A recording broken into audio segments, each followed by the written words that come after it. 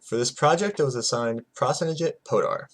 He was born in Bengal, India, and came to the United States in 1967 at a chance to study naval architecture at the University of California. His first years of study here went very well, but plummeted in the fall semester when he enrolled into a folk dancing class. This is due to meeting a woman in the class named Tatiana Tarasov. Now, they would see each other every other week through this class and began to hang out, and on New Year's Eve, Tarasov kissed Poddar. She meant this as a sign of friendship, but Poddar took it much more seriously and wanted to form a committed relationship. When he expressed his love for Tarasov, she told him that she didn't feel the same way about him. Now, this caused an emotional crisis to form within Poddar and led him to be extremely depressed and distraught. Poddar would still see Tarasov on the occasion, and now he would secretly record their conversations in order to study them so he can go home and find reasoning behind her rejecting him. Tarasov eventually would leave and go study abroad for the summer semester, and Poddar's friends had him seek medical help at a hospital due to this. At the hospital, Dr. Gold recommended that he begin psychotherapy with a psychologist named Dr. Moore. During one of their therapy sessions, Poddar said that he planned to kill Tarasov when she returned from Brazil, and this caused a serious concern in Moore.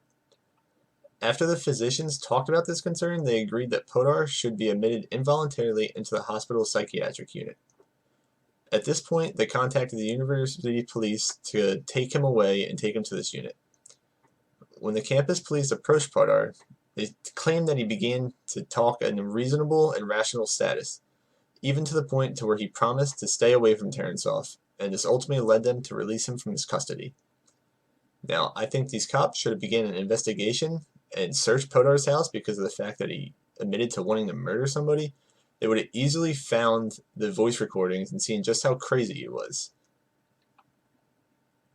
After this, though, Poddar quit psychotherapy because he no longer trusted his psychiatrist more. Tarasov eventually would return to the campus, but was unaware of these threats being made against her life.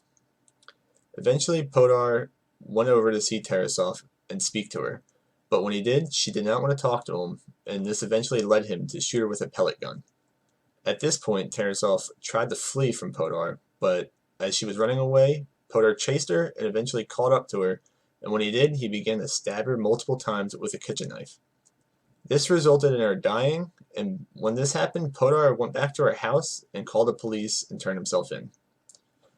He was ultimately charged with the intentional murder of Tarasov and found to be sane and sentenced to the murder in the second degree. The California Supreme Court found that the judge overlooking this previous trial made a critical error, which was the fact that he didn't give the jury an explicit instruction that the presence of a diminished mental capacity would negate the malice elements needed for the first-degree murder charges and would allow a lower charge such as manslaughter to be resulted in. This is because Poddar believed that he had schizophrenia and had schizophrenic traits. This resulted in a new trial to be conducted, and the second trial didn't happen until nearly 5 years after the murder, and it was actually not a real trial at all. They rather just had Poddar released from custody with one condition, that he would immediately return back to his homeland of India. This is because they did not feel like tracking back all the people needed for the new trial and all the prior evidence. This led Tarasov's parents to file a wrongful death suit against the University of California, the mental health professionals responsible for Poddar's care, and the university's police. This is because no one was held accountable for their daughter's death, and they were extremely mad about this. This new case was groundbreaking, though, because it put the issues of the patient's right to confidentiality in the psychotherapy sessions they were given against the need to protect the society. The California Supreme Court eventually formed its final conclusion that Tarasov could bring a civil case of action against them, but only against the doctors for the negligent failure to protect Tatiana from Poddar. This liability was formed because of the special relationship that exists between Poddar and his therapist. Since the law imposed on a therapist is that when such a relationship forms, is that they have a duty to exercise a reasonable care to protect a potential victim from another's conduct. The court found that the special relationship existed between Poddar and each and every one of his doctors. Thus, this held them liable for this. The court's decision behind this relied exclusively on a law article by John Fleming and Bruce Maximoff. This article supported the notion by stating that entering into a doctor-patient relationship, the therapist would become sufficiently involved and assume some form of responsibility for the safety, not only of the patient himself, but also for any third party whom the doctor knows may be threatened by the patient. Though they realize that confidentiality has its importance in psychotherapy, they also recognize that the rights to confidentiality may sometimes come into conflict with the therapist's duty to protect third parties. Some states have accepted this reasoning behind the Tarasoff decision, and they now hold that mental health professionals can be held accountable for a negligent failure to warn. However, some states still have not adopted this policy, and it makes a lack of consistency throughout state boundaries.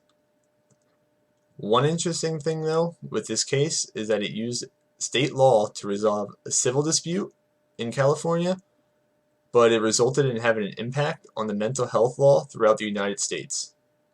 Without a doubt, this case paved the way for limitation on confidentiality in therapy, and now society's need to be protected comes before the confidentiality right, at least in most states.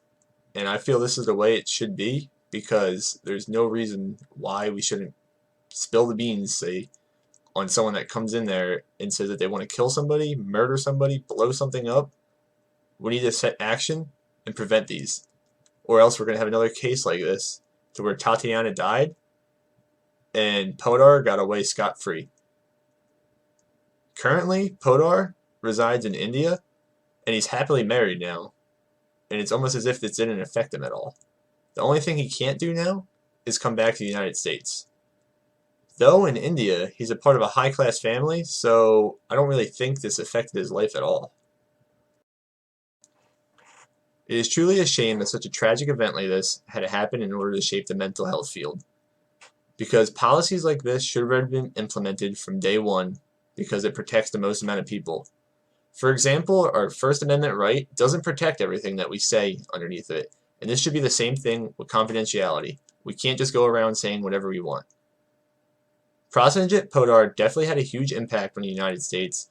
Even though it was done through an illegal action, which is extremely terrible, he definitely affected the mental health field for the rest of the years to come. Now, this is my project on Prosenjit Poddar, and I've hoped you enjoy, and I want to thank you for your time for listening.